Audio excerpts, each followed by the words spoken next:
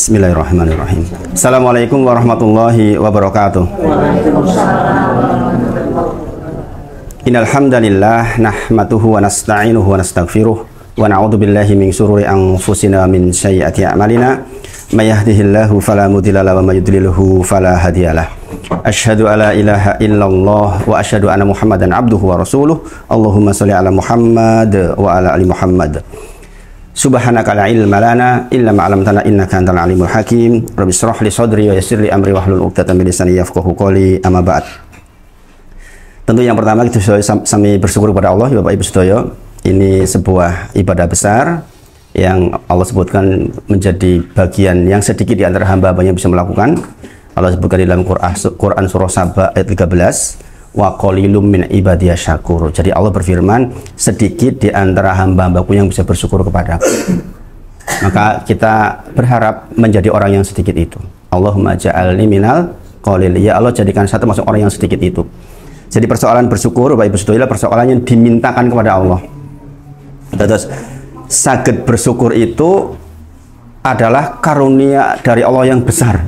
Karena nggak setiap orang itu bisa bersyukur. Diberi sehat bersyukur, diberi kaya bersyukur, diberi apapun lah pokoknya bersyukur. Sekecil apapun nikmat seharusnya kita sangat syukuri, karena nikmat itu pada saatnya akan dimintai pertanggungjawaban. Kita harus sadar sepenuhnya bahwa sekecil apapun nikmat yang kita terima hari ini pasti pada saatnya akan dimintai pertanggungjawaban. Kesehatan tangan kita, kesehatan mata kita, kesehatan badan kita pasti pada saatnya ini akan ditanyai oleh Allah Subhanahu wa taala. Jabatan kita, kedudukan kita, semuanya akan ditanyakan oleh Allah Subhanahu wa taala. Maka ingat-ingatlah pesannya orang-orang soleh di zaman Nabi Musa kepada Qarun ketika Allah abadikan di dalam Quran surah Al-Qasas 77, wabtaghi fima atakallahu darul akhirah. Quran surah Al-Qasas ayat ke-77. Carilah dengan apa yang kutitipkan kepada engkau Qarun, akhirat. Akhirat. Kenapa carinya akhirat? Karena akhirat itu selamanya, dunia itu sementara. Ini harus kita tanam mindset, kita harus benar dulu di sini. Jadi kalau orang sudah mindsetnya betul, sebagaimana para sahabat punya mindset seperti itu, maka insya Allah tindak lakunya akan benar. Jadi kalau dengan pelajari seluruh sejarah para sahabat, pasti mereka itu orang yang sangat bersemangat ketika ada kabar dengan ini engkau bisa masuk surga, pasti dikejar. Dengan amalan ini engkau berpotensi masuk surga, pasti dikejar oleh para sahabat. Oleh Rasulullah bersabda, khairul qurun qarni. Kata Rasulullah, sebaik-baik generasi adalah generasiku. Jadi ini harus jadi pengingat buat kita. Kalau kita mau merujuk orang-orang baik, ya di zaman Rasulullah. Kita baca sejarahnya.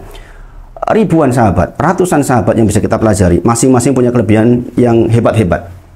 Makanya daripada kita sibuk nonton di zaman sekarang berita yang tidak jelas, mending kita buka sejarah yang kata Rasulullah, sebaik-baik generasi adalah generasiku. Sumaladi yalunahum. Sumaladi yalunahum. Kemudian satu generasi setelahku. Kemudian satu generasi setelahku. Semakin kesini semakin buruk ibu-ibu semuanya. Makanya kalau jenengan melihat generasi sekarang, kok ada ya ibu-ibu bisa bunuh anaknya, ya kan? Sekarang ada adik bunuh kakaknya. Tiap hari berita pembunuhan, tiap hari sekarang. Itu kan memang generasi semakin kesini semakin buruk. Dan kita berharap mudah-mudahan kalau kita termasuk orang yang sedikit, turun kita tuh nggak yang jelek itu maksudnya. Kita tuh berupaya menjaga kesolehan kita sekarang ini dengan ngaji, dengan bertakwa itu supaya salah satunya anak keturunan kita itu soleh. Karena sedikit sekali nanti yang soleh, Bapak Ibu semuanya. Sedikit. Dan kita sudah bisa melihat sekarang remaja kita sekarang bagaimana coba dibandingkan kita dulu. Dulu mendengar ada orang hamil di luar nikah dulu itu udah terhina banget kan. Sekarang sudah biasa. Sekarang sudah biasa. Saya dulu waktu SMP itu pernah ada teman satu yang itu, udah langsung pokoknya wis kiamat lah buat dia dan keluarganya. Sekarang di mana-mana kayak gitu udah terbuka, terbiasa. Karena memang Rasulullah menyebut khairul qurun qarni, sebaik-baik generasi adalah generasi. Hadis sahih itu. Sumalati yalunam, kemudian satu generasi setelahku disebut dengan tabi'in namanya.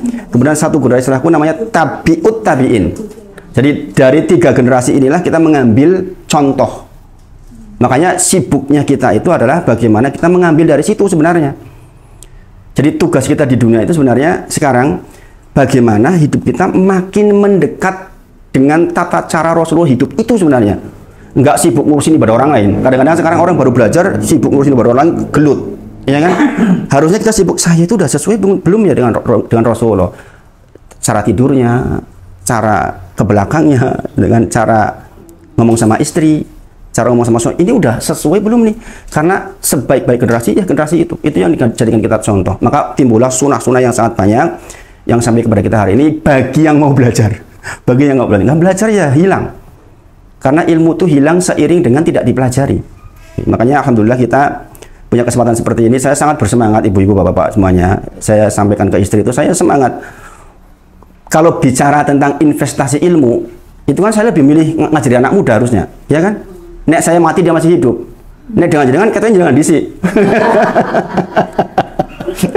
Artinya ini soal yang saya tuh selalu bersemangat ke sesepuhan karena saya belajar sesuatu. Bukan masalah investasi ke depan, bukan. Ya kan, gini bang, meskipun tidak selalu, nggak selalu urut-urutan begitu. Bisa jadi saya duluan. Ya, adik saya 22 tahun nyatanya juga meninggal. Ya. Jadi trigger saya berdakwah karena meninggalnya adik saya yang saya pernah ceritakan dengan itu. Ya, jadi tidak selalu gitu. Tetapi secara statistik mestinya kan begitu urut-urutannya gitu, gitu. Iya kan? Itu makanya kita tetap bersemangat. Alhamdulillah punya kesempatan seperti ini. Saya bersyukur. Saya berharap nanti di keturunan jenengan ada orang-orang hebat. Karena dengan jenengan menjaga ketakwaan, Allah itu akan bantu keturunan jenengan takwa itu. Ini kan bukan soal hanya jenengan bertakwa, bukan ibu-ibu semuanya. Jenengan bertakwa, menjaga kesolehan jenengan itu jenengan sedang jaga nih keturunan jenengan soleh itu. Itu poinnya itu. Makanya kalau pengen anak kita soleh, katanya kita dulu soleh, dan itu betul. Itu betul. Kitanya soleh duluan. Nanti Allah biar bantu anak kita soleh. Generasi yang baik. Nah, makanya kita bersyukur sekali lagi. Bersyukur jumlahnya sedikit, orang yang bisa bersyukur, dan kita mudah-mudahan termasuk di dalamnya. Menjadi tua itu bukan pilihan. Iya toh? Ya pokoknya tetap tua. Iya kan?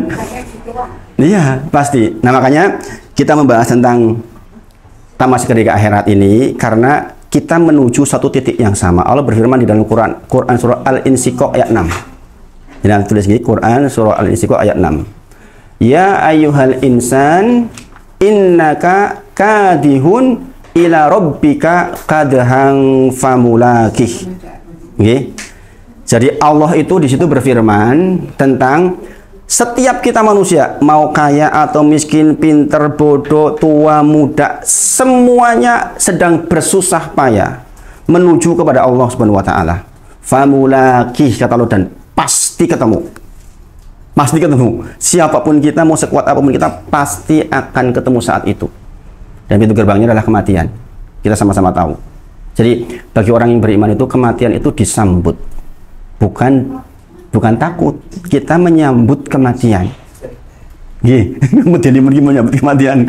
Tapi memang harusnya begitu. Kalau semakin jangan nanti perdalam kitab ini, jangan tahu bahwa saya itu harus menyambut kematian saya dengan cara yang baik.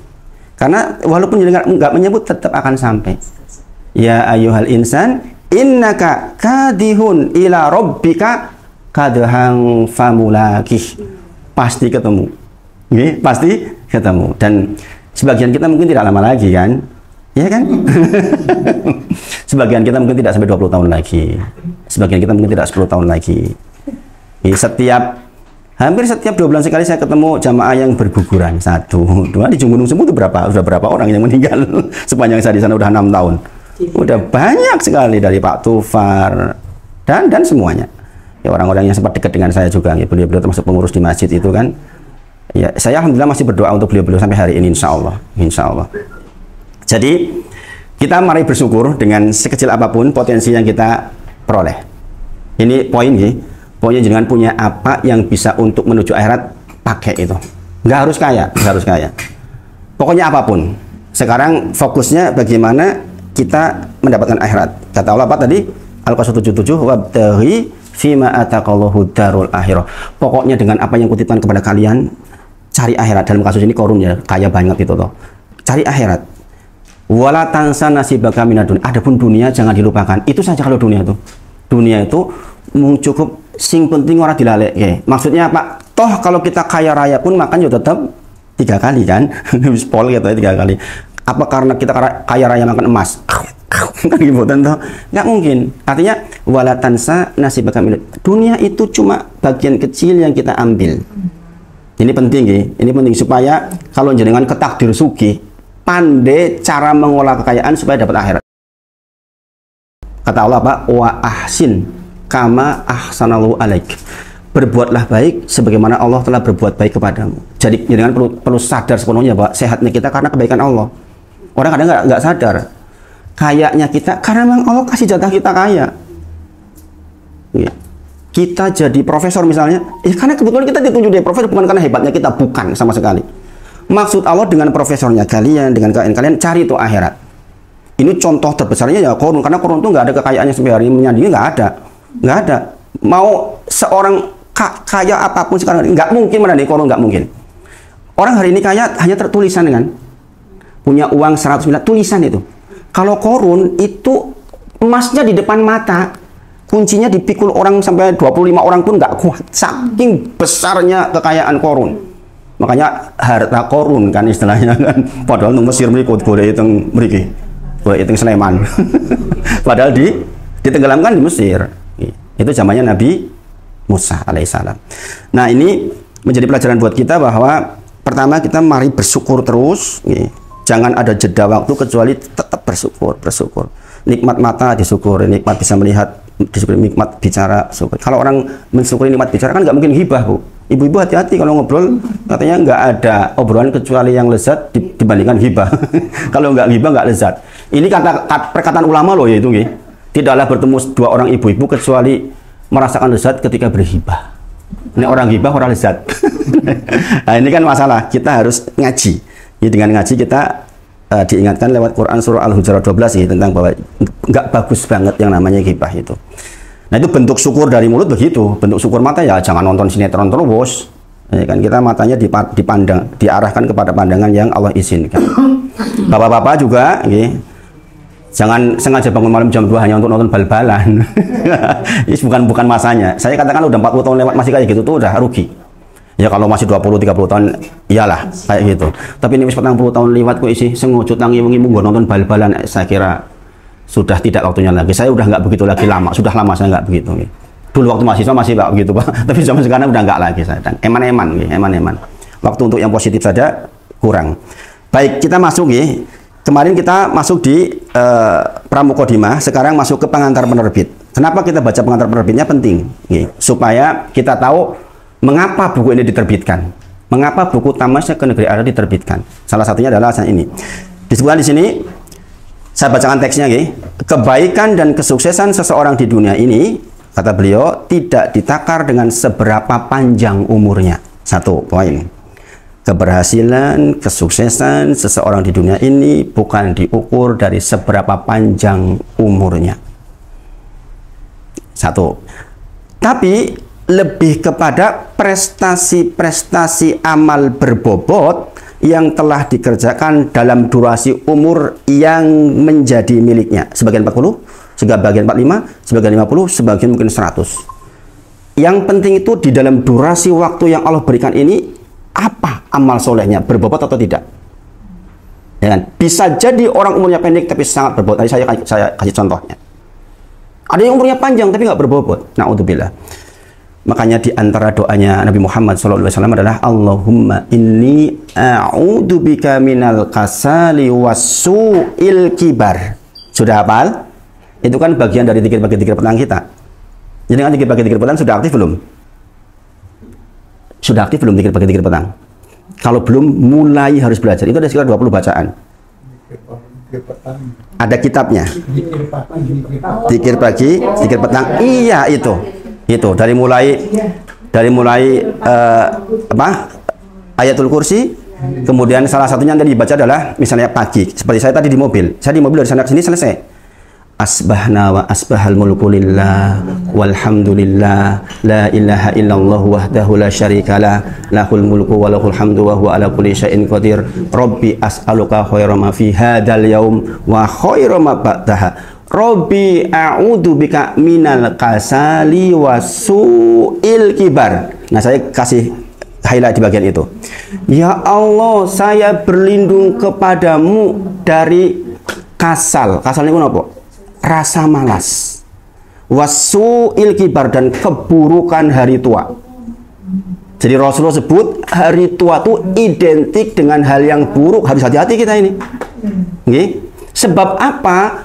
Menjadi tua itu berpotensi demensia atau berpotensi pikun. Bayangkan orang masih hidup pikun, Al-Fatihah wis lali, wis ora iso salat, itu buruk sekali. Makanya Rasulullah berdoa, Allahumma ya Allah, ini sesungguhnya aku a'udzubika, memohon perlindungan kepadamu min dari kasal. Kasal itu rasa malas. Isi sehat, isi salat ning wegah salat. Jadi rasa malas itu datangnya bisa tiba-tiba. Maka kita berlindung betul dari rasa malas. Kalau su'il kibat, lah memang wis tua ora iso apa-apa. Ini kan sama posisinya nih. Satunya nggak bisa ibadah karena malas, padahal isi iso. Yang kedua, memang wis ora iso. Saya menyaksikan bapaknya Mas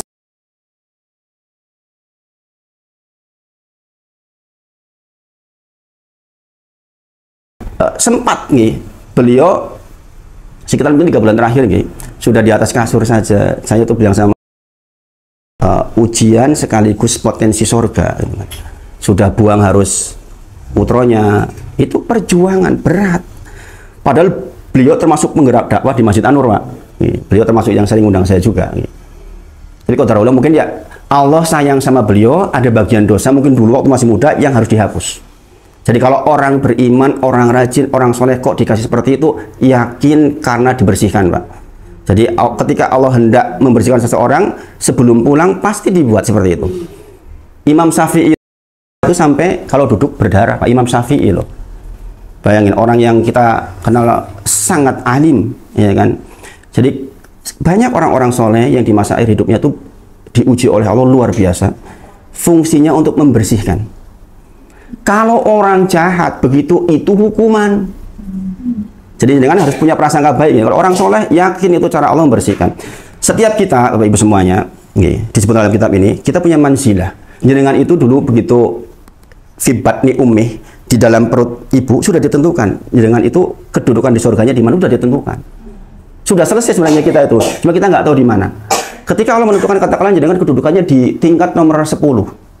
Ternyata amal jenengan itu cuma sampai di level 5. Jenengan rajin tahajud rapati rajin, sedekah rapati rajin, zikirnya rapati rajin, sehingga jenengan dengan amal jenengan itu hanya sampai level 5. Maka untuk sampai ke level 10 Allah biasanya kasih ujian, entah sakit sampai sedemikian rupa sehingga jenengan pantas ke level 10. Itulah mengapa kita banyak beramal soleh dalam rangka juga menghindari itu. Ketika jenengan ditakdir tinggi itu berat. Innallaha, jikalau Allah mencintai ahabu kauman, mencintai suatu kaum, ibtalahum, Allah akan datang ujian kepada dia. Jadi semakin soleh itu ujiannya makin banyak. Jadi jadi harus siap-siap. Semakin soleh itu semakin banyak ujiannya. Cuma bedanya kalau orang soleh, setiap ujian dikasih solusinya. Paham gak? Jenengan punya kemampuan mengangkat benda 10 kilo. Jenengan suruh ngangkat 20 kilo, abot buatan? Abot, sebab kemampuan jenengan cuma 10 kilo. Tapi ada orang diberi beban 1 kintal, 10 kali lipat tuh dibandingkan orang tadi. Tapi diberi kekuatan oleh Allah 2 kintal. Jadi enteng toh? Paham? Kemampuan orang ini mengangkat 2 kintal, mampu mengangkat 2 kintal, sehingga 1 kintal itu enteng buat dia. Ada orang yang kemampuan cuma 10 kilo, ngangkat 20 kilo, berat banget. Berat banget. Paham ya? Orang soleh itu ujiannya berat, tapi Allah kasih solusi yang semisal. Jadi melihat orang soleh kok ujiannya ya Allah, tapi dia tuh dikasih solusi biasanya, selalu. Dan seperti itu memang. Ya, jadi kebaikan kita di dunia tidak diukur dari panjangnya umur, tetapi bobot terhadap umur yang kita terima. Mungkin jenengan 40, mungkin 50, tapi bobotnya luar biasa. Dan ini seiring dengan sabda Nabi Muhammad SAW, kata Rasulullah, sebaik-baik manusia adalah yang tola umuruhu wa hasuna amaluhu. Tola itu panjang. Sebaik-baik manusia, kata Rasulullah, ada orang yang panjang umurnya wa hasuna amaluhu, dan baik amalnya. Paham ya? Rumusnya jelas secara matematik. Panjang kali baik berarti baiknya banyak. Gitu. Artinya kalau dia panjang itu harus identik dengan baik sebenarnya untuk mendapatkan manusia terbaik.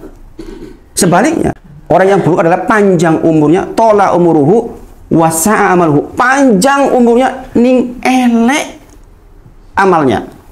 Kenapa begitu? Iya, panjang ning elek kabeh, berarti elek akeh men. Nek elek mendingan cepet mati baik. Gitu kan. Kalau ke bahasa kasarnya kan gitu nih. Karena kalau makin panjang dia, makin banyak pula dosa yang dia buat. Gini apa lagi? Maka Rasul sebutkan yang baik adalah yang tola umuruhu wa hasuna amaluhu. Panjang umurnya, baik amalnya. Yang jelek, yang panjang umurnya, oh kok panjang, ini elek. Ini masalah besar. Sehingga jumlah dosa yang dia tumpuk itu luar biasa banyak. Maka kita tidak ingin seperti itu. Kembali, kalau begitu, kita harus mampu betul memanfaatkan hari tua dengan baik. Maka pagi ini jenengan install betul doa yang tadi. 1. Allahumma inni a'udzubika minal kasali wa su'il kibar. Dihafal, diamalkan. Dihafalkan, diamalkan. Nanti saya WA deh insyaallah redaksinya. Doa yang kedua. Ini semisal Allahumma inni a'udzubika min ardalil umur. Tuh. Ya Allah, saya berlindung kepada Engkau dari disampaikan ke umur yang ardal. Umur ardal kan umur yang nggak bermanfaat. Itu dari pikun, nggak bisa apa-apa. Kita ingin sampai tua masih bisa ibadah. Syukur-syukur gek ibadah seto. Syukur-syukur gek sujud meninggal. Syukur-syukur gek zikir meninggal. Itu yang kita ingin.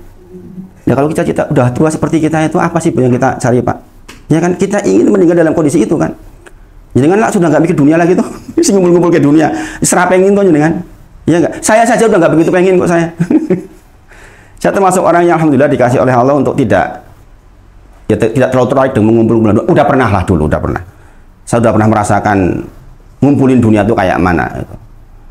Sehingga sekarang mikirnya bagaimana caranya, kalaupun dikasih lebih banyak lagi ya bagaimana itu bermanfaat bukan sebanyak-banyaknya orang. Karena itu untuk sanggup kita. Jadi doa itu dihafalin ya. Ini untuk menyambut hari akhir kita.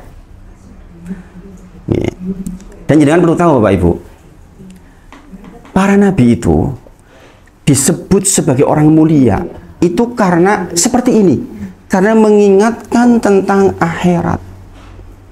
Jadi jenengan kalau udah sepuh itu punyailah teman yang mengingatkan akhirat, jangan yang ngikutin dunia terus. Kalau sudah sepuh jak dolan, terus ini masalah ini. Sekali waktu dolan nggak masalah, hiburan. Nek sering pendak-pendak dolan ya masalah. Kayak dolan mati, beripun coba. Iya coba. Allah berfirman dalam Quran surah Shad ayat ke-45. Ini dalil yang menunjuk bahwa mengingat-ingat akhirat itu dikatakan sebagai kebaikan, keindahan, kemuliaan akhlak. Makanya jenengan kalau ketemu teman jenengan yang sejawat, ingatkan akhirat, jenengan jadi orang mulia. Kata Allah, wadkur ibadana Ibrahim wa Ishaq wa Yaqub. Ibrahim alaihissalam, Yaqub alaihissalam, Ishaq alaihissalam menjadi orang yang mulia di sisi Allah. Orang yang ditinggikan. Ulil aidi wal absod di ayat 4 ini disebutkan inna akhlasnahum, mereka tuh diberi keindahan dengan bikholisatin dzikrodar, karena mereka selalu mengingatkan dzikrodar. Dzikrodar itu akhirat. Kita kan kemarin udah belajar tentang bahwa orang yang mengingat kematian jadi cerdas kan. Betul kan itu? Dan itu nyata kan. Jangan kalau mengingat kematian pasti pengen sodako, pengen ibadah, pengen tobat, pasti mau orang sejahat apapun. Buktinya yang ceritakan jenengan Freddy Budiman kurang jahat apa? Kurang apa jahat ya? Tapi begitu mau dieksekusi mati langsung berubah, itu total berubahnya. Bahkan beliau meninggal dalam kondisi habis sholat. Ya kan? Nah sekarang kita mengkondisikan seolah-olah itu kematian di depan kita, sehingga kita dalam kondisi itu terus.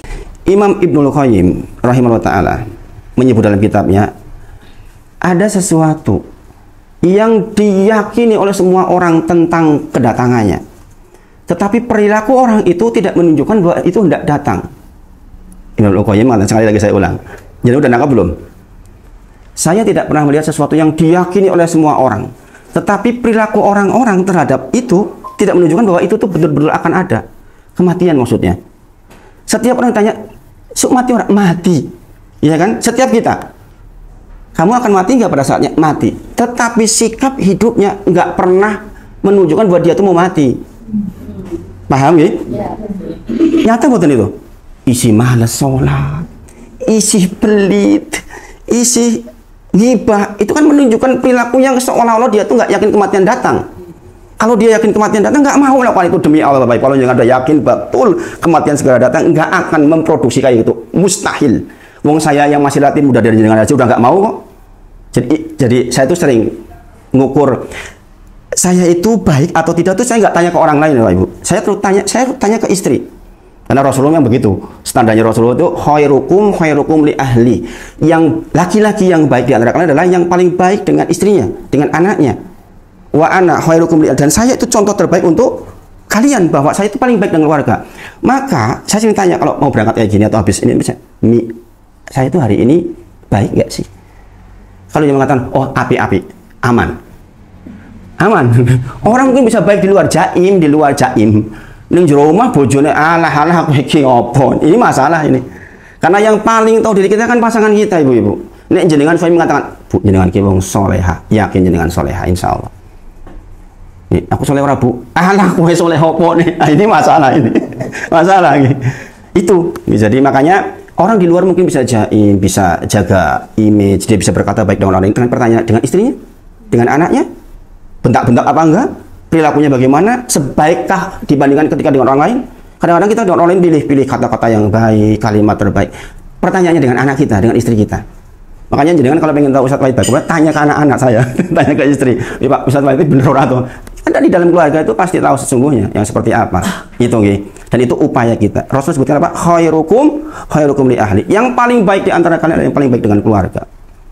Itu penting ya. Makanya kalau jangan punya menantu, punya anak, kok menantunya rada pecicilan, misalnya ana menantu sing ngedol tanah yang mertuane kabeh. Itu jenengan sikapnya bagaimana supaya ingin dia baik. Bukan jenengan menghukumi kan nggih. Jenengan bagaimana mengupayakan supaya dia baik. Ini bisa jadi ujian buat jenengan kan. Saya cerita kayak gini kenapa? Karena saya sering ditanya begini, Bapak Ibu.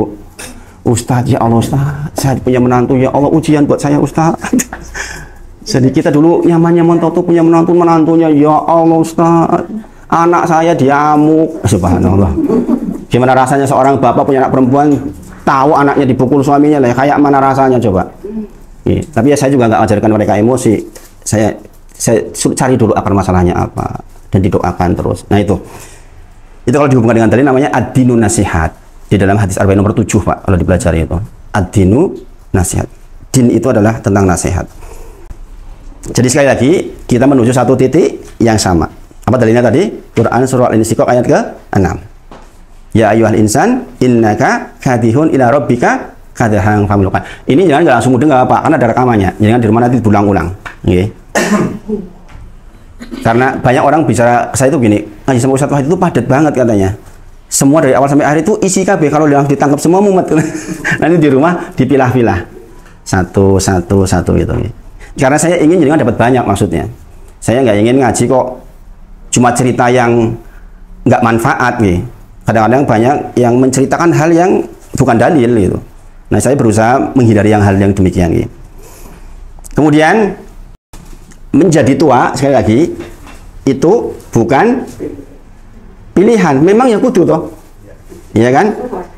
Maka kita tadi berdoa apa? Allahumma inni a'udzubika min ardalil umur. Saya sekarang bacakan beberapa dalil terkait dengan itu. Barang siapa yang tumbuh dewasa dengan sesuatu, maka dia akan tua dengan sesuatu itu. Man syabba ala syai'in syaba alaih. Nek jenengan punya kebiasaan sesuatu, maka jenengan itu kan tumbuh dengan sesuatu itu dan jenengan akan tua dengan itu, mungkin mati dengan itu. Ini diantara tafsir Quran surat Ali Imran 102 yang selalu saya bacakan di depan. Ya ayyuhalladzina amanu taqullaha haqqa tuqatih wa la tamutunna illa wa antum muslimun. Quran surah Ali Imran 102. Wahai orang-orang yang beriman, bertakwalah kepada Allah haqqa tuqatih dengan sebenar-benarnya takwa. Wala tamutuna, jangan sekali-kali mati illa kecuali wa antum muslimun, jenengan dalam kondisi sebagai seorang muslim yang taat. Ini pesan dari Allah langsung. Tafsir ayat ini adalah jaga kesehatan Islam panjenengan. Jenengan kan dokter nih sebagian. Wong jenengan saja pasti kasih saran kan ke orang, jaga kesehatan tubuh ya, biar senantiasa produktif gini apa nggih? Gitu. Rumus dasar kan jaga, tolong jaga.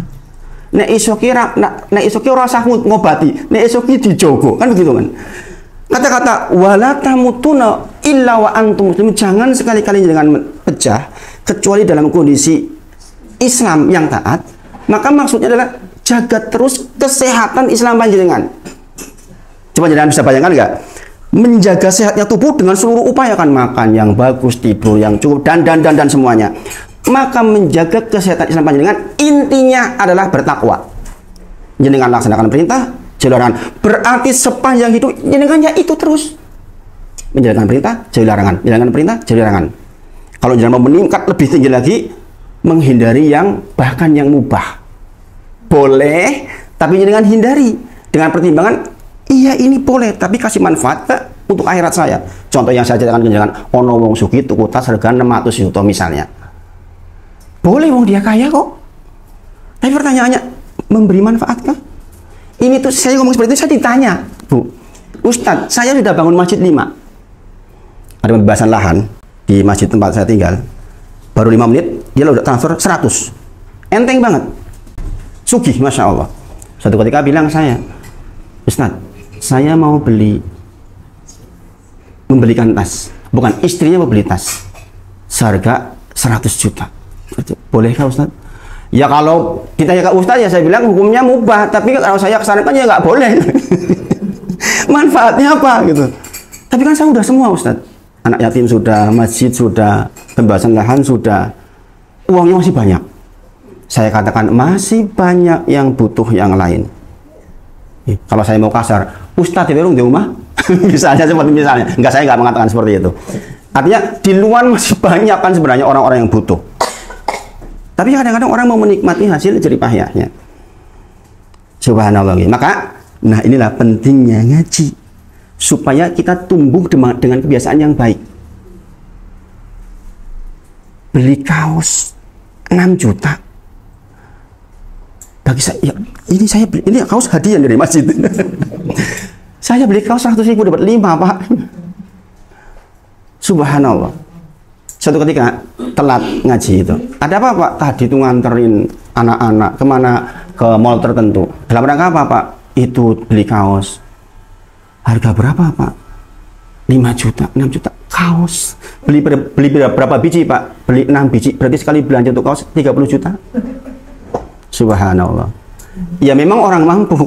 Tapi sekali lagi, ilmu atas mampu itu penting. Wabtaghi fima ataku darul akhirah. Sebenarnya kan Allah titipkan harta buat yang bersangkutan untuk cari akhiratnya. Iya kan? Sekecil apapun bisa jadi uang 1 juta buat orang lain. Masya Allah.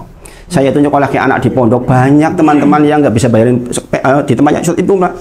Karena itu SPP-nya sekitar 750, masih banyak wali yang nggak bisa bayar, Pak. Bayangin. Hal seperti itu masih terjadi, sementara ada orang yang beli tas sampai ratusan juta. Maka kita harus tahu betul. Nah, subbab ini membahas tentang hakikat dunia sebenarnya. Jadi subbab bahwa orang itu tidak diukur dari panjangnya umur, tapi kualitas amalnya. Nih, di sini dicontohkan contoh. Nih. Imam An-Nawawi rahimahullah ta'ala itu cuma 44 tahun. Jenengan yang hadir di sini, ada yang sudah pernah membaca kitab Riyadhus Shalihin? Sudah pernah dengar Riyadhus Shalihin? Sebagian. Saya yakin kan ini kan kitab yang terkenal banget, hampir semua masjid ada tuh kitab Riyadhus Shalihin. Itu yang ngarang Imam Nawawi rahimahullah ta'ala, umurnya cuma 44 tahun. Jenengan tahu kitab hadis Arba'in, hadis yang 42 itu, yang setiap muslim harus tahu nih, orang-orang ngerti ya kebangetan. Wong muslim orang ngerti hadis Arba'in ya kebangetan, istilah orang sebenarnya kadang nyangen diwai. Sebab itu saya katakan setengah wajib lah. Itu hadis dasar dari 7.000 hadis lebih dikumpulkan 42 yang paling penting. Tuh kan pelajaran kita banyak banget sebenarnya kan. Kita harus belajar hadis arba'in tuh. Jadi dengan sudah sepuh sampai minimal pernah dengar, pernah diterangkan hadis arba'in yang 42. Kalau enggak, ya itu hukum dasar Bapak Ibu. Dikatakan siapapun yang menguasai 42 hadis itu, insya Allah hukum dasar terhadap Islam itu sudah cukup. Artinya kalau kita meninggal dalam kondisi itu, mudah-mudahan dibangkitkan dengan para fuqaha. Hadisnya mengatakan begitu. Iya. Sampai mana tadi? Jadi seperti itu. Intinya itu tadi ada orang-orang yang diberi umur pendek tapi produktif sekali. Masya Allah. Contohnya tadi Imam Nawawi itu 44 tahun kitabnya sampai hari ini dibaca di setiap masjid. Nah, ini yang kita ingin, namanya Pak, kalau bahasa sekarang legasi ya. Presiden itu pengen punya legasi, tinggalan lah, tinggalan. Pak, Bu, siapa namanya Pak yang di Aroyan, Uti Siti itu, yang dari mana itu? Dari nggih. Itu kemarin kan waktu kajian terakhir itu beliau pesan Grab nggak bisa Pak. Akhirnya saya ajak naik mobil saya Pak. Akhirnya saya diambil ke rumahnya beliau. Saya dipaksa makan di situ. Ustadz, pokoknya saya mau jamu Ustadz, jangan tolak. Padahal saya udah kenyang banget malam-malam itu jam 9. Hanya dibeliin apa namanya itu macam-macam makanan lah. Sambil nunggu makanan, beliau tuh pulang ke rumahnya beliau ngambil buku Pak. Buku Tamasya Kediri Adat dia udah beli, disalin Pak. Bahasa Indonesia, bahasa Arabnya disalin sama beliau. Subhanallah, ada orang begitu nih. Bawa lagi kitab ada wadawa, kitab besar itu 500 halaman, disalin. Dia punya buku 4, nyalin. Jadi buku itu disalin. Setiap habis ngaji dengan saya di Arwahnya itu Pak, dia nyalin itunya. Dia lihat apa namanya videonya, disalin satu-satu. Ditunjukin ke saya, ini Ustaz, saya udah nyalin. Coba ada orang sesemangat itu. Artinya apa? Saya tanya, kok tidak melakukan itu? Saya ingin nanti kalau saya mati, keturunan saya tahu Ustaz kalau ibunya tuh rajin. Ada tinggalan, oh ya Allah ibuku dek, ben koyo rajin itu. Itu namanya legasi. Dan saya yakin itu akan bermanfaat di keturunannya. Karena dia, kalau dia ikhlas karena Allah pasti akan bermanfaat itu. Buku-buku itu. Rajin tulisannya, tulisan Arabnya bagus Masya Allah. Padahal sudah 67 tahun. Jauh toh Pak, sampai ke Aroyan demi ikut kajian Tamasya Kediri Adat, dia datang jauh-jauh. Masya Allah. Nah orang seperti itu termasuk orang yang terekam di otak saya. Artinya saya berdoa untuk dia. Karena dia sangat semangat. WA saya sering tanya sesuatu. Masya Allah, padahal sudah 67 tahun. Masya Allah. Ya termasuk Pak Edi tentu saja. Pak Edi termasuk yang dekat dengan saya sekarang. Masya Allah. Jadi Imam Nawawi 44 tahun. Umar bin Abdul Aziz 39,5 tahun. Jadi kan tahu Umar bin Abdul Aziz dengan bahasa sejarahnya. Itu imam besar, orang besar. Nggak sampai 40 tahun usianya. Tapi sampai hari ini prestasinya dikenang. Nih, kemudian ada lagi Imam Syafi'i. Salah satu imam mazhab yang orang Indonesia katanya berimam sama beliau 54 tahun. Jadi kan sudah lebih itu kebanyakan ini. Bayangin. Tapi prestasinya sampai hari ini dahsyat luar biasa. Maka Bapak Ibu, jenengan itu di sisa umur mikir ini, mikir legasi. Apa yang mau saya tinggal toh ini setelah saya meninggal? Harus punya satu di antara yang tiga yang harus punya. Kata Rasulullah, seluruh Bani Adam ketika meninggal in qata'a amaluhu, terputus seluruh amalnya illa min salasin, kecuali dari tiga hal. Ilmu yang bermanfaat, anak yang soleh, amal jariyah. Jenengan pilih tuh di antara tiga ini, harus punya jenengan. Ini yang namanya passive income. Kalau bahasa bisnis adalah keadaan di mana jenengan sudah meninggal tapi pahala tetap berjalan. Ini penting banget ibu-ibu semua, bapak-bapak semuanya. Waktu jenengan, waktu kita tinggal sedikit, kita harus punya itu. Anak yang soleh insya Allah diupayakan. Kita berusaha. Meskipun tidak selalu berhasil. Bukan jaminan saya Ustadz anaknya jadi soleh, belum tentu. Nggak ada jaminan. Nuh punya Kanaan. Nabi Nuh punya Kanaan. Nggak berhasil. Ya kan? Nabi Ibrahim punya keturunan Bani Israel. Israel yang sekarang. Itu keturunan Nabi Ibrahim. Ya, ada ternyata yang buruk juga. Ya. Tetapi kita harus punya. Salah satu lah mungkin. Salah dua. Salah tiga anak kita soleh. Kita memohon kepada Allah. Kemudian ilmu yang bermanfaat. Ya dengan punya ilmu seperti ini nih. Jadi masih punya kesempatan. Sampaikan ke orang-orang dengan tentang akhirat. Kita tuh mau mati. Kalau kemudian dia sadar karenanya, ya dengan punya investasi akhirat. Kemudian amal jariah, harta terutama ini. Kalau jenengan punya harta, manfaatkan betul tuh di sisa umur supaya produktif terhadap kehidupan jenengan. Kita tuh mewariskan ke anak kita, iya.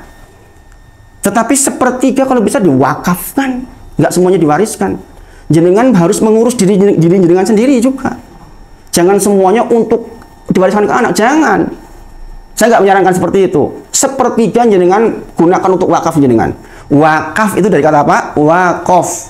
Wakof itu artinya berhenti, bahasa Arab. Ada wakof, ada wasol. Kalau jenengan belajar bahasa Quran, baca Quran ada wakof, ada wasol. Wasol jalan, wakof berhenti. Wakof itu jenengan menghentikan kepemilikan harta panjenengan, dikembalikan ke Allah lagi. Itu namanya wakof. Jenengan menghentikan kepemilikan supaya bermanfaat untuk umat. Itu yang akan jadi jariah jenengan. Jenengan nggak usah berpikir sampai mungkin miliaran. Namanya jariah itu tidak harus begitu. Mungkin 100.000, mungkin 1 juta, tapi jenengan punya kontinuitas. Anak saya yang nomor 2 di pondok, itu bukan saya yang biayai. Ada teman saya SMA itu nelfon saya, "Hit, anakku hafal Quran. Tolong anakmu yang nomor 2, SPP pondok saya yang tanggung. Ojo tok bayari. Saya pengen punya jariah." Itu contoh. Mungkin hanya 750 sebulan, tapi kan manfaatnya buat yang bersangkutan. Bayangin. Itu contoh, hal sederhana. Jangan hidupi anak yatim misalnya. Itu Masya Allah. Nah itu harus punya. Bayangin, mereka itu punya itu. Imam Nawawi punya kitab itu yang jangan baca sampai hari ketika jangan baca kitabnya dapat pahala sampai hari ini. Nah kita tuh harus seperti itu Bapak Ibu. Buah ngaji tamasya kening akhirat salah satunya itu. Jangan harus punya legasi, harus punya tinggalan yang positif, yang passive income. Sekali lagi, barang siapa yang tumbuh dewasa dengan sebuah kebiasaan, maka dia akan tua dengan kebiasaan itu, dan mungkin dia akan mati dengan kebiasaan itu. Itu diantara tafsir Quran Surah Ali Imran 102 yang sering dibacakan oleh para asatidz. Ya ayyuhalladzina amanu taqullaha haqqa tuqatih wa la tamutunna illa wa antum muslimun. Jangan sekali-kali mati kecuali dalam kondisi sebagai seorang yang muslim. Kemudian redaksi yang ketiga, doanya.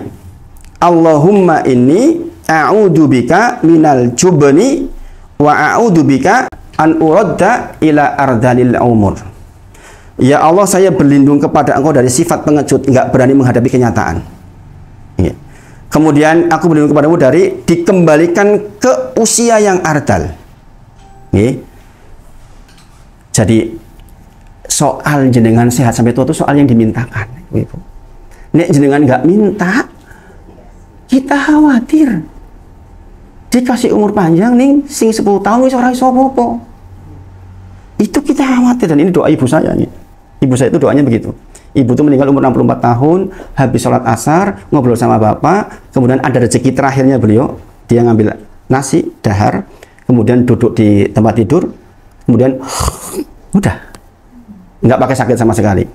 Dulu, ketika saya kecil, kalau ibu sholat tahajud itu doanya salah satunya ini, Allahumma inni a'udzubika min ardalil umur. Kemudian diterjemah versi beliau, supados mboten ngrepoti anak-anak saya. Itu betul-betul itu. Dan betulan sama sekali nggak ngerepoti anaknya sama sekali. Kita kaget malahan. Itu. Jadi kita kan ingin seperti itu Bapak Ibu. Sebab jangan mohon maaf anak walaupun jangan punya anak 8. Sering tuh anak 8 nggak bisa ngurmat ibu ya sisi. Iya kan? Fakta nggak? Ada orang anaknya banyak tapi ketika tua dia hidup sendirian. Ya kan? Beda loh ibu-ibu semuanya. Kalau kita dulu ngopeni anak kita, ingin dia dewasa, besar, sehat. Anak kita ngurmat kita yang sudah pikun. Mohon maaf. Bawah sadarnya akan mengatakan, iki matine kapan toh mati-mati. Ini kalimat yang tidak suka kita dengar. Iya enggak? Makanya mereka kalau bapaknya meninggal mengatakan alhamdulillah bapak saniki pun buatan sakit malih. Ini kan kata kasar alhamdulillah wis mati. Ini Bang nggih. Makanya kita harus sadar betul. Menjadi tua dengan tidak ardal. Ini dimintakan. Ini Rasulullah ajarkan, bayangkan. Ini doa langsung dari Rasulullah, ya Allah saya berlindung kepada Allah dari ardal. Kenapa? Doa ini tuh tumbuh dari mana? Quran surah An-Nahl ayat 70 dan Quran surah Al-Hajj ayat ke-5. Itu asalnya doa ini. Quran surah An-Nahl ayat ke-70 dan Quran surah Al-Hajj ayat ke-5. nggih. Jadi jenengan nanti baca nggih di rumah tentang Quran surah An-Nahl ayat ke 70. Ditulis dulu nggih. An-Nahl ayat 70. Yang satunya Al-Hajj ayat ke-5. Nggih. Saya bacakan nggih. Wallahu khalaqakum tsumma yatawaffakum. Allah itu menciptakan kalian. Kemudian Allah memwafatkan kalian. Nggih. Kemudian wa minkum dan di antara kalian mayuraddu ila ardhil umur. Dan ada di antara kalian yang akan Allah sampaikan ke ardhil umur. Jadi ini memang Allah sudah berfirman, Pak, bahwa Allah ciptakan kita kemudian akan wafatkan. Ada di antara kalian nanti yang saya jadikan sampai ardhil umur, sampai benar-benar pikun, nggak tahu apa-apa. Makanya Rasulullah berdoa, ya Allah saya nggak mau yang seperti itu. Tapi bahwa itu ada, ya kita menyaksikan kan. Mungkin tetangga jenengan ada kan yang 5 tahun terakhir udah nggak bisa apa-apa. Bener-bener anaknya harus ke kamar mandi, harus dia yang ngurus. Buang air besar di kasur. Itu Mas Awan merasakan Pak itu kemarin. Makanya dia sering telepon saya, Hit gimana? Waktu meninggal saya pertama yang ditelepon Pak. Jam 2 malam Pak ya, jam setengah 3 ya. Saya pertama ditelepon itu, Hit Bapak Sedo, itu saya ditelepon pertama. Jadi ada keadaan seperti itu, karena itu udah dinubuahkan oleh Allah, akan ada Bapak Ibu semuanya orang-orang yang seperti itu. Memang Allah takdirkan umurnya panjang sampai pikun. Nah maka kita minta, ya Allah jangan saya, ya Allah yang itu. Iya. Kemudian di dalam Quran surah Al-Hajj ayat ke-5 sama nih redaksinya. Wa minkum yutawaffa wa minkum yuraddu ila ardhil umur. Jadi ada ini ayatnya panjang, di tengah-tengah dikatakan ada di antara kalian yang akan dipanjangkan umur sampai kembali ke pikun lagi. Jadi alhamdulillah sampai sekarang masih sehat, masih bisa ngaji, kemudian menerima pelajaran masih muda. Kalau saya mendengar ceramahnya Pak Mansur, Pak, beliau ahli di bidang itu, di antara cara untuk menyehatkan otak itu ya berpikir, belajar. Sepertinya betul itu. Sepertinya betul. Saya itu alhamdulillah sangat jarang sakit kepala. Sangat jarang. Walaupun saya dari kecil itu lemah, Pak Edi. Saya itu 9 bersaudara saya. Itu Bapak tuh tahu betul, ya Allah le, kamu sakit banget toh. Dulu mungkin kamu tuh dari kecil. Saya udah sakit-sakitan Pak dari kecil. Temennya lari, saya nggak bisa. Sakit Pak dadanya kalau lari itu. Tapi alhamdulillah nggak pernah Pak yang namanya sakit kok kepala sampai pening, jarang, sangat jarang. Mungkin karena otaknya dipakai terus, belajar terus. Sepertinya benar itu, okay. Jadi mungkin dengan yang dokter mungkin lebih paham secara medik bagaimana itu hubungannya, apa metabolisme tubuhnya bagaimana, mungkin seperti itu. Makanya kita memohon kepada Allah jangan sampai di umur itu. Karena sekali lagi bukan masalah panjang umurnya, tapi panjang umurnya produktif dan dalam ketaatan, itu yang diminta. Jadi poin hari ini itu nih. Poin hari ini kita sadar betul bahwa kita menjadi tua bukan pilihan kita, tetapi kita ingin sampai tua masih produktif, dan itu didoakan. Itu tuh berdoa jenengan tuh minta tentang itu. Jadi jenengan minta, bukan gaya-gayaan. Upaya, iya seperti Pak Edi punya grup senam, itu kan upaya sunatullahnya, ya kan? Betul bahwa menjadi sehat salah satunya dengan olahraga itu jelas, tetapi jenengan tuh diinspirasi oleh Allah biar olahraga itu bagian dari ketentuan takdir dari Allah. Koyo ketakdir gelem olahraga misalnya Pak, kan ada orang yang malas juga olahraga kan. Sehingga mungkin Allah memang kabulkan doa jenengan terkait dengan umur yang tua itu dengan olahraga salah satunya. Tapi bahwa yang menentukan itu Allah, bukan kita sama sekali. Ini penting. Makanya bahkan slave Rasulullah yang dikatakan bicara secara fisik, Rasulullah itu luar biasa, pegulat paling hebat di pasar Ukas di sana saja kalah dengan Rasulullah. Artinya sehat saja masih minta Allahumma inni a'udzubika min ardhil umur, apalagi kita. Dan ini salah satu doa yang diwariskan oleh keluarga besar kami. Saya termasuk yang mendapatkan doa ini dari ibu, dari bapak. Ya saya ceritakan dengan moro sepuh saya itu udah 90 tahun, sekarang 87. Tapi masih sangat sehat, masih imam di masjid, masih ke sawah, masih sehat. Ibu juga 70 sekian tahun, masih sangat sehat. Masih produktif sekali, masih ngaji, masih tamat Quran di dalam sholatnya. Kan itu kan sampai tua produktif. Itu yang kita ingin. Mudah-mudahan yang hadir semua hari ini begitu, mudah-mudahan kita sama-sama berdoa kepada Allah, mudah-mudahan Allah dengar dan Allah kabulkan. Quran surah Yasin 68. Jadi mungkin sudah hafal nggih. Waman nu'ammirhu nunakishu fi khalq. Nggih.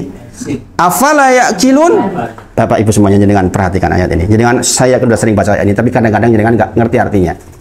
Kata Allah, siapapun yang kami panjangkan umurnya, niscaya kami balik proses penciptaannya. Dari betul dari bocah cilik meneh itu bahasa standarnya. Nih, siapapun yang dipanjangkan umurnya, kita semua. Kok dipanjangkan umurnya?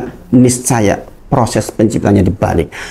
Dari nggak bisa apa-apa di mimik sampai kuat umur 30 tahun, nanti kurvanya balik. Mulai. Iya kan? Jenengan kalau ketemu kan sekarang jenengan nggak bales semopo, nganggo obat opo. Kalau dari 50 tahun pembicaranya seputar itu. Iya kan? Sudah Pak istilahnya itu top, tua, ompong, perot. Ya toh?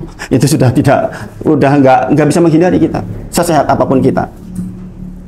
Dan Allah sudah firmankan, memang akan dibalik prosesnya. Subhanallah. Jadi kita tuh sadar betul nih. Uban satu tumbuh. Itu kan bisa ngomong sebenarnya. Kalau uban bisa ngomong apa kalimatnya? Wiki wismeh mati, sadar kan gitu. Iya kan?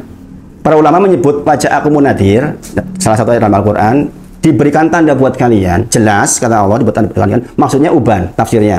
Tapi para ulama menyebut semua yang sudah turun dari fungsi tubuh kita, yaitu wajah aku munadir. Itulah tanda-tanda kita sudah semakin dekat. Nah ini loh yang dikatakan semua orang yakin itu. Tapi kenapa perbuatannya nggak menunjuk seperti itu?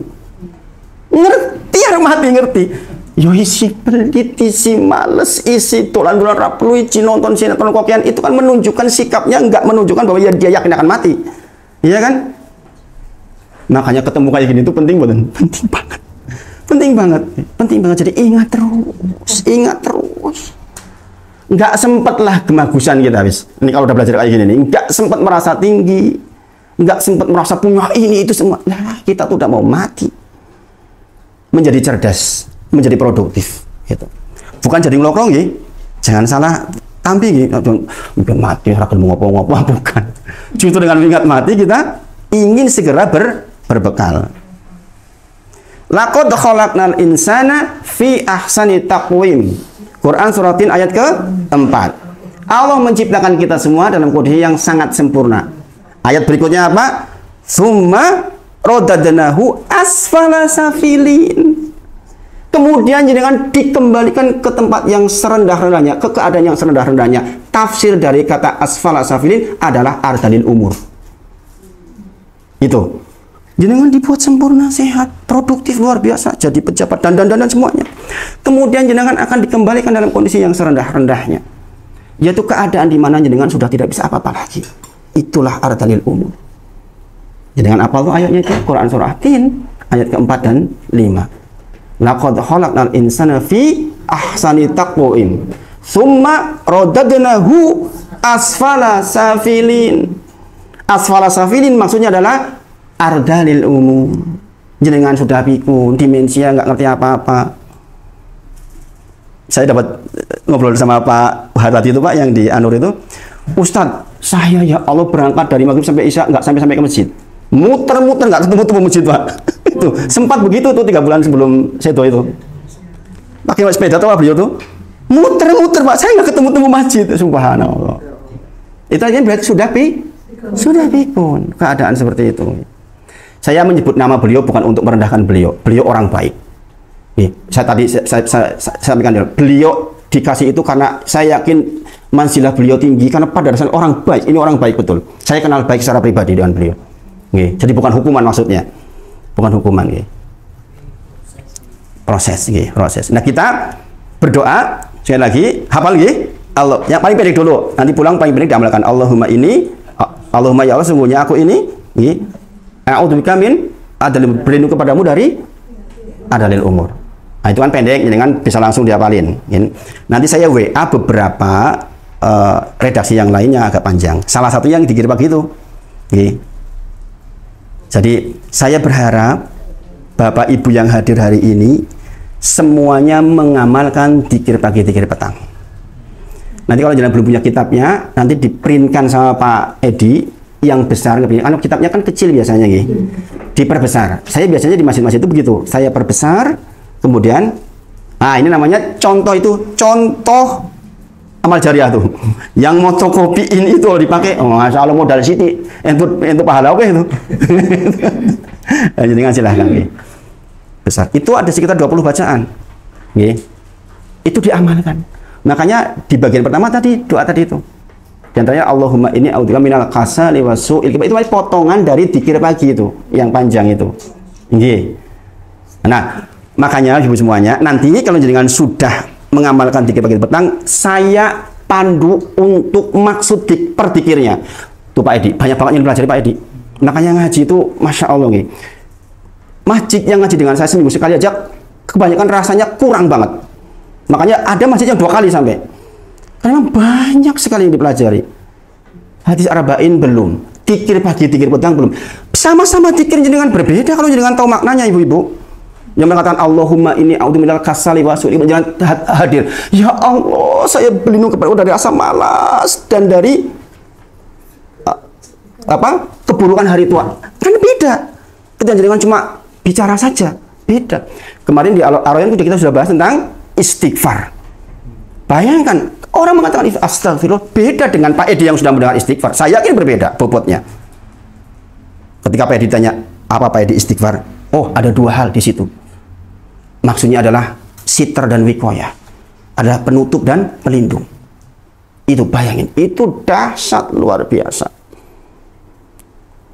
Makanya dzikir pagi nanti diamalkan. Nanti kita bahas sekali pertemuan mungkin 1 dzikir sebelum bahas yang lain. 1 dzikir ini maknanya, ini maksudnya ini. Supaya jenengan kerasa betul ketika dzikir. Kalau kita meninggal dalam kondisi itu, masya Allah. Jenengan sedang berdoa Allahumma inni a'udzubika minal kasali wa su'il kibar. Itu baik itu, masya Allah. Itu masya Allah. Dan Bapak Ibu semuanya, bahwa jenengan disuruh dzikir terus itu sebenarnya perintah Allah. Masya Allah. Jadi Bapak Ibu jangan perhatikan betul ini, bahwa dzikir terus-terusan apalagi udah tua itu perintah Allah. Quran surah Ali Imran ayat mulai ke 190-an. Alladzina yadhkurunallaha qiyama wa qu'uda wa 'ala junubihim. Kata Allah adalah orang-orang yang selalu dzikir kepada Allah dalam kondisi berdiri, dalam kondisi duduk, dalam kondisi berbaring podo karo terus-terusan niku. Orang hidup kalau nggak berdiri ya duduk, sekarang duduk kita. Kalau nggak duduk berbaring. Ketiga-tiganya itu jangan ingat Allah terus. Di antaranya adalah istighfar, astagfirullah.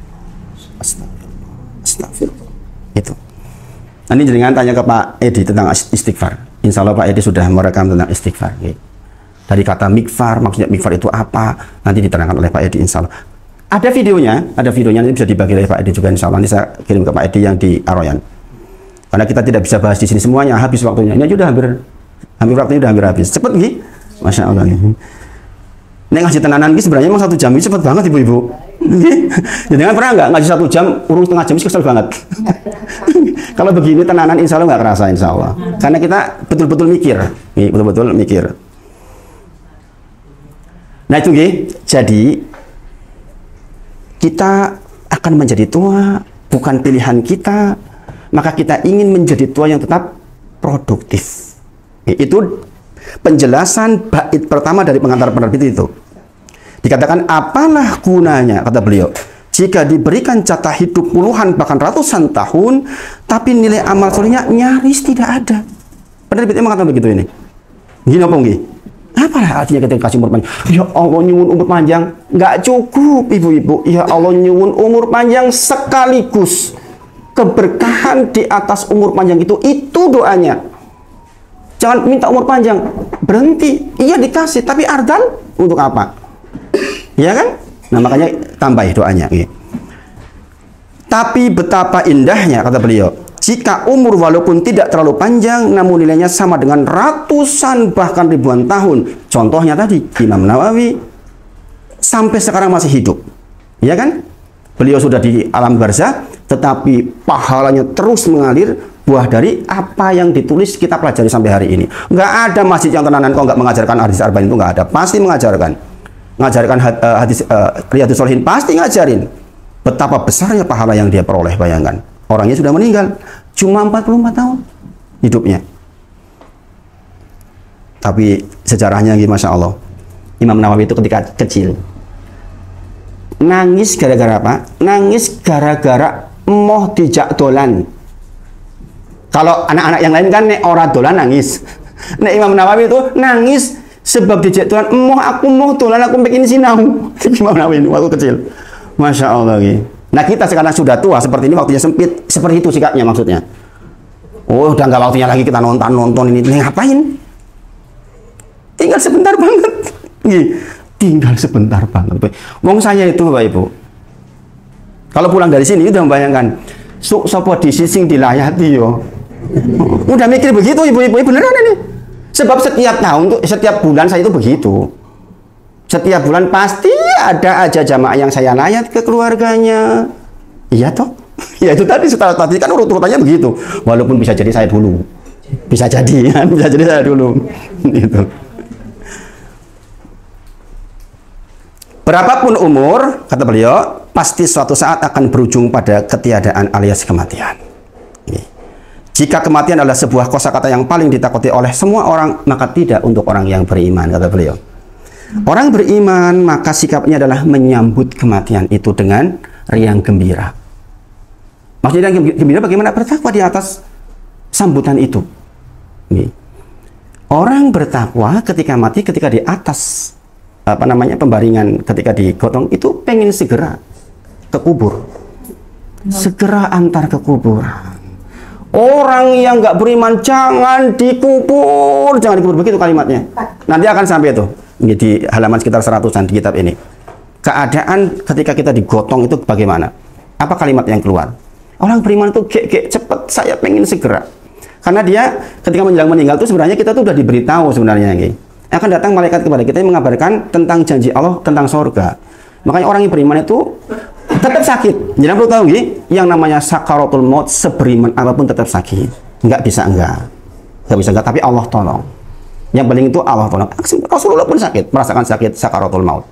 Tapi Allah akan tolong. Dan malaikat kasih kabar gembira. Kabar gembira dari malaikat inilah yang membuat kita menjadi ringan. Jadi dengan itu nanti sebelum meninggal dikabari oleh malaikat. Kalau orang beriman, malaikat mengatakan, kembalilah kepada Allah, engkau akan segera mendapatkan janji dari Allah, yaitu surga. Nanti kita akan bahas ayat-ayat tentang itu. Tapi itulah masalahnya, ini kata penulisnya. Banyak manusia yang melupakan kepulangan yang sebenarnya. Menganggap dunia sebagai negeri kekal, dan yang kekal berupa akhirat dianggap tidak pernah ada. Itu tadi, sikapnya tidak menunjukkan bahwa mau balik ke akhirat. Subhanallah. Padahal dunia ini selalu mengajarkan kita tentang keindahan kepulangan yang sementara. Coba jangan perhatikan kalimatnya, indah sekali ini. Sebenarnya di dunia itu sudah diajarin tentang bahwa pulang itu bahagia. Iya nggak sih ibu-ibu? Jenengan pulang ke rumah dari bepergian bahagia nggak? Ya. Bahagia. Orang mudik direwangi mati-matian dalam rangka pulang ke kampung halamannya. Karena identik pulang kampung ketemu itu identik dengan bahagia sebenarnya. Sebenarnya kita sudah diajarkan bahwa kepulangan itu identik dengan kebahagiaan. Artinya kepulangan kita ke negeri yang sesungguhnya ya akhirnya harusnya bahagia. Kita hendak pulang ke tempat yang akan membahagiakan kita. Dimensinya hum fiha khalidun, dimensinya selama-lamanya. Kebayang sih Bapak Ibu bahwa kita tuh akan pulang dan selama-lamanya di sana. Saya ulang sekali lagi, selama-lamanya itu bukan 1000 tahun loh ibu-ibu, bukan semiliar tahun. Itu tanpa batas, nggak ada polnya. Makanya namanya apa? Hari akhir. Hari akhir, nggak ada hari setelah itu. Awan terus, jangan bayangkan di akhirat itu ada malam, nggak ada malam. Hari terakhir, ya hari itu siang terus. Nggak pernah tidur kita itu. Rasulullah ditanya, apakah penduduk surga tidur ya Rasul? Tidur itu saudaranya kematian, kata Rasulullah. Nggak mungkin penduduk surga itu tidur, karena tidur berarti hilang kenikmatan. Di surga itu nikmat terus tanpa ada jeda. Coba. Jangan bisa pikirkan, kalau kemudian kita di dunia sekarang harus berkorban banyak hal untuk mendapatkan itu semua, ya pantas lah. Tapi sekali lagi, masalahnya banyak orang yang meyakini itu, tapi perilakunya koyo-koyo tuh nggak yakin dengan itu. Fakta atau fakta itu?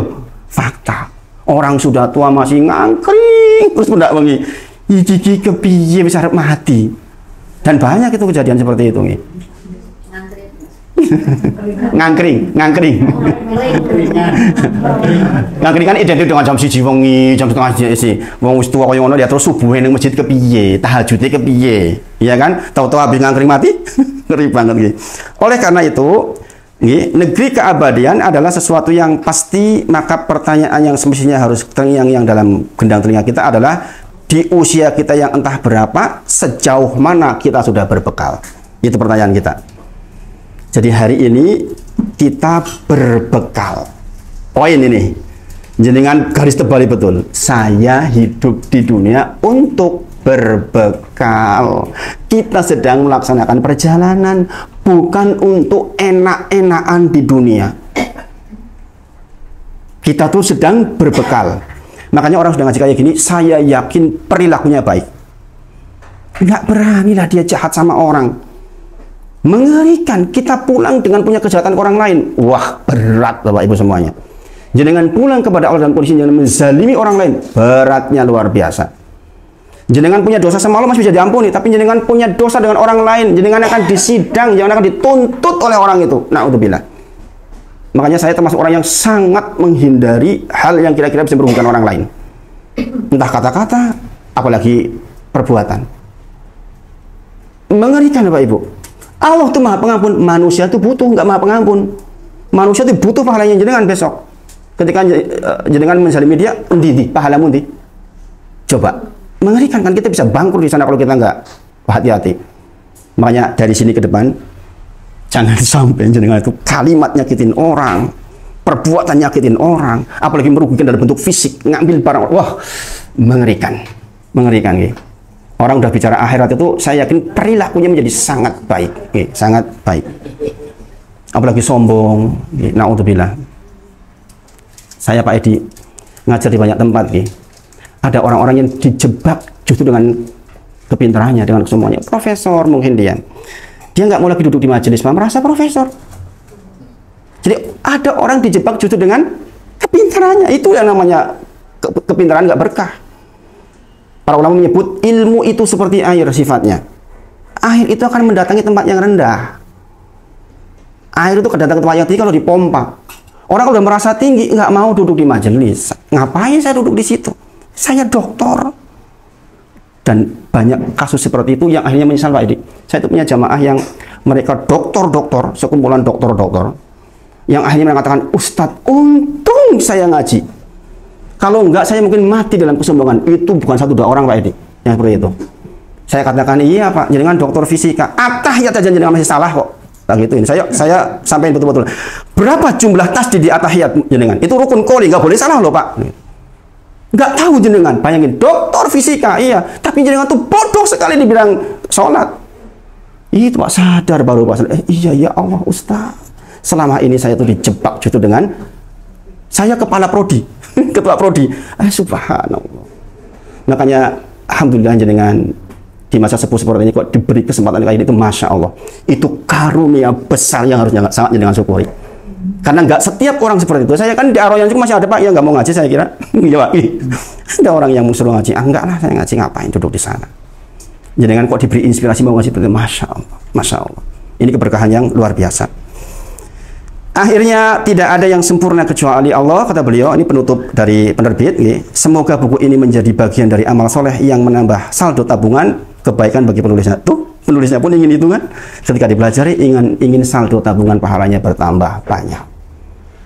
Mungkin ini untuk materinya. Kita sudah sampai di bagian penerbit. Insya Allah poin-poinnya di highlight. Nanti insya Allah mudah-mudahan saya bisa share videonya sehingga jenengan bisa ulang-ulang di rumah. Khususnya doa-doa segera diamalkan. Kita tidak tahu kematian datang kepada kita kapan. Insya Allah.